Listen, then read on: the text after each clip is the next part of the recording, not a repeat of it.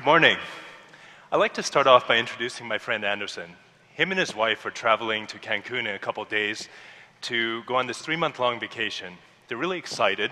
As you can see, they've already started to pack their things, and they've even put their place up on Airbnb to make some money while they're gone. The thing is, they need to make absolutely sure that they store all their stuff in storage before they hop onto that flight, and they don't have the time and the effort to be spending on self-storage.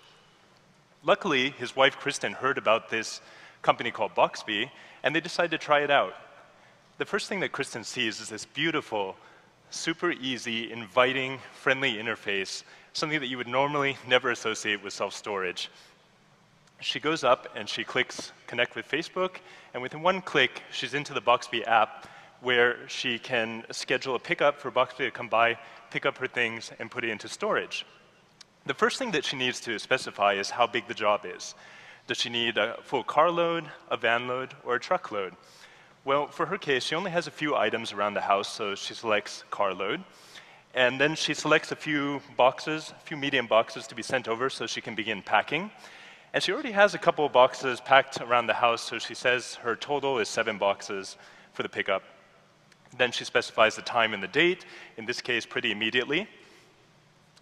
And then she enters her address in natural language so Boxbee knows where she is. After that, she confirms her payment, and success, her pickup is confirmed. So let's go back to Kristen's house for a second and see what she sees. Within 2 hours, just 2 hours later, boxes arrive right at her door, and she can begin packing. She packs all of her dishes and upholstery in there, and they're sealed and ready to go for the pickup that's occurring a couple hours later. I want you to notice something in this picture. There are only a few boxes. With Boxbee's usage-based pricing, Kristen only pays for the space that she uses, starting from $3 per month. Now, if she went with a portable storage company like Pods, she would be spending a minimum of $300 a month, and it would be, so that doesn't even include the parking permits, the fuel surcharges, and she would have to wait for a week for this big, ugly, giant metal crate to arrive. So with Boxbee, the pickup is free. It only takes a couple hours instead of weeks for it to arrive, and it starts at $3 per month, so she doesn't have to worry about what size unit to get. Well, fast forwarding a little bit, Kristen and her husband are now at the beach. All of a sudden, her phone starts buzzing, so let's go over to the Elmo and see what her phone says. So it turns out that she just got a notification from Boxbee saying that her boxes are safely stored away, and it's giving her the opportunity to schedule her delivery. She selects July 4th for right now because she doesn't know exactly when she'll be back, probably about 3 months from now, but she can change it any time if she wants to. So she confirms, and voila, the boxes are on their way. They'll be waiting for her by the time she gets back to the States.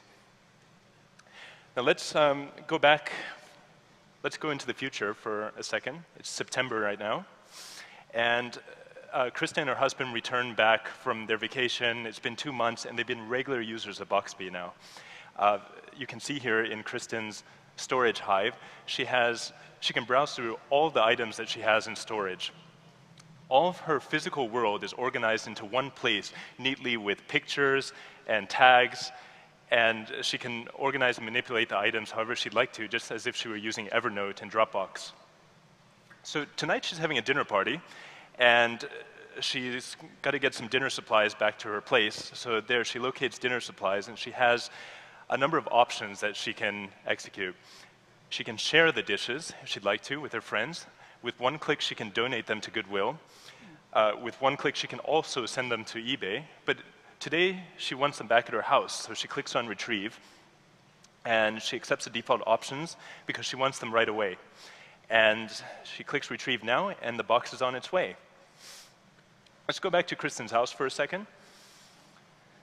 And we see the box of china arrives by dinner time. Her dinner party is a smashing hit success, and she has them sent back the next day.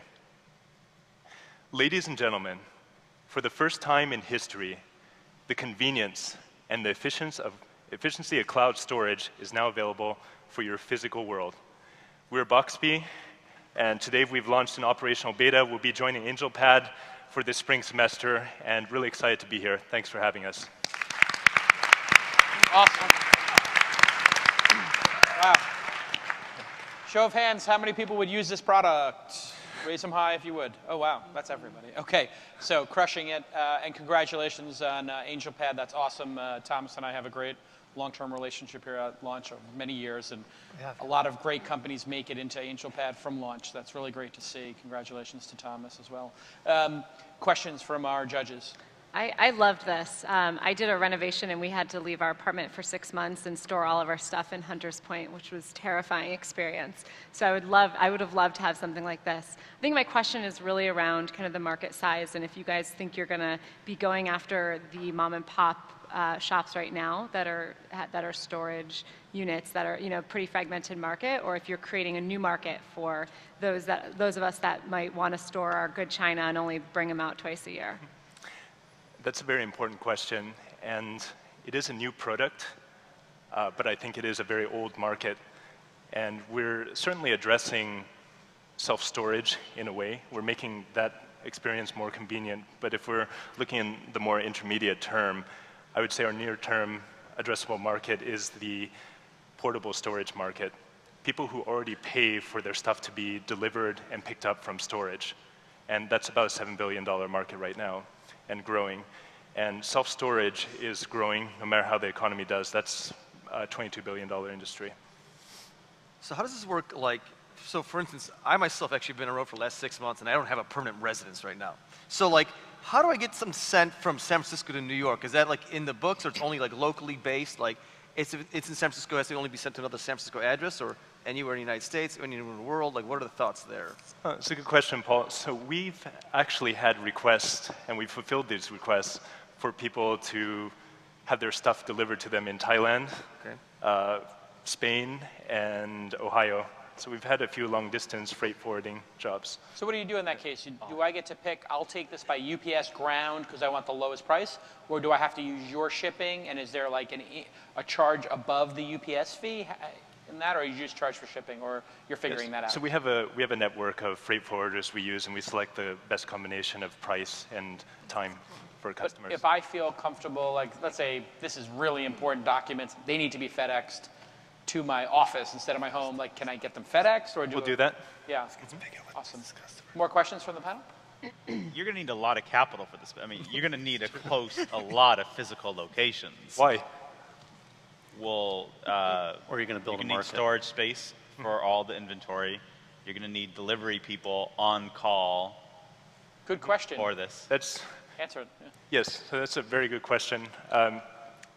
We look at ourselves as a technology platform that links together. I mean, you're not actually going to keep the inventory in the cloud, right? I mean, no. Have you figured out a way not to exactly turn physical objects that's our into secret bits? sauce. Yeah, they shrink everything. You got a little machine. Yeah. It becomes bits. It's like saying Uber's going to need a lot of They 3D print it for you in your house. Yeah. So right. It's like saying Uber's going to need a lot of cars. They can use the resources that are out there. Yeah. So, oh, what were you saying, David? It's like Uber needs a lot of cars, sure, but they're using existing cars, and there's people doing this today, right? Exactly. So we're utilizing existing infrastructure. So what does that mean? That's kind of vague. I mean, are you going to drop the boxes off at my house and hold them there for Dave? Okay. And then I have me drop them off for Dave, if that's the case, like. Okay, yeah, I apologize for being vague. So, yes, we utilize existing networks of warehouses and couriers and movers. Okay. So the addressable market does, I don't know, I have some questions about that. I live in a place called the suburbs. You know, my initial thought was, wow, yeah, if I lived in a small apartment in the city, this might be actually helpful. If I don't need something for a while, I just put it in my garage, right? And I'm also in the however top X% of income within the United States. I mean, when you start to get down into lower income, I mean, those are folks that either don't have a lot of stuff they don't need to store, or they don't necessarily need to pay a premium for having somebody physically come and box it up and take it with them. So I'm curious to hear more about your addressable market. Just for me, it seems pretty narrow. Can you explain? Can you clarify what you're interested in knowing exactly? I guess like how many customers can you really have, and how much will they actually pay? Okay. I think in quantitative terms, I'm not prepared to answer that. Sure. But you're certainly so right about... Maybe tell me my assumptions are wrong and why they're wrong. Well, let me add on to that if it's okay. Sure. What % of the use cases do you think is what you described, which is you're shipping your own stuff back and forth? You know, I'm going to hit my dishes, I need them, and I'm sending them back the next day, versus I'm just going to put this stuff in storage and forget about it for a year, like I think most people use self-storage for. Well, okay, so we have a pool of beta customers since we launched into beta a few months ago, and plotting out the distribution shows essentially two types of groups. One is a group who stores about 10 boxes for between 3 and 6 months, and they're constantly moving stuff back and forth. It's usually for like boutique businesses and just people who have lots of stuff. Exactly what I described in the presentation. Then the other side is your traditional self-storage user where they've got like 50 boxes and they just leave them there forever. So we're actually benefiting from both customer segments. And just to add on to what you were saying, I'd like to combine that with Hallie's original point. This is a new product in an existing market, and there's going to be some level of adoption, some time before this adoption occurs, when people realize this is a normal way of doing things, right? So I think this market is going to grow. So one piece of feedback for you is self-storage as a real estate business is a massive business, and those folks that own self-storages kill it. I think that the use case of having to send the boxes back and forth is more costly for you. I think that's a smaller market, and I think it's more complicated. I think if you were to focus on the fact that some people don't want to pay $100 to get into self-storage, but if you can just take 4 of my boxes and keep them away, and you can keep the $12 a month, but you get it for a year, you've now made $144, I think that's a really interesting business. I think there's less moving parts. I think there's more margin. I think it's a bigger addressable market. And then if the other side comes up, I would just be weary if I was in your standpoint of trying to solve the use case of, well, I'm going to send my boxes back and forth all the time. Mm-hmm. Thank you. So obviously I can't judge you because I'm already backing you, but I just want to share why. Well, you can share why you, yeah. I want to share why I got so excited about Boxbee and what I think what the really huge potential behind is. When I look at Uber, for example, and black cars. Like 3 years ago, I would take a black car maybe 2 or 3 times a year going to the airport. Today, I routinely take it home after work, and I think it's the same way where you disrupt something using technology that seems like an utterly established market that people pay money for, and you redefine it with technology, and that's why I got so excited about Boxbee. And yeah, I mean, the usage in San Francisco, New York, and Los Angeles of like Uber and Lyft and Sidecar is extraordinary. Yeah, and generally speaking, I get very excited about businesses where we redefine something from the ground up that we already do using technology, because if people are used to paying something like Uber or self-storage or restaurant delivery, and we do that at a massive scale and disrupt it with technology, we have some really, really big opportunities in the way that Uber or Postmates or Exec has done. Okay, let's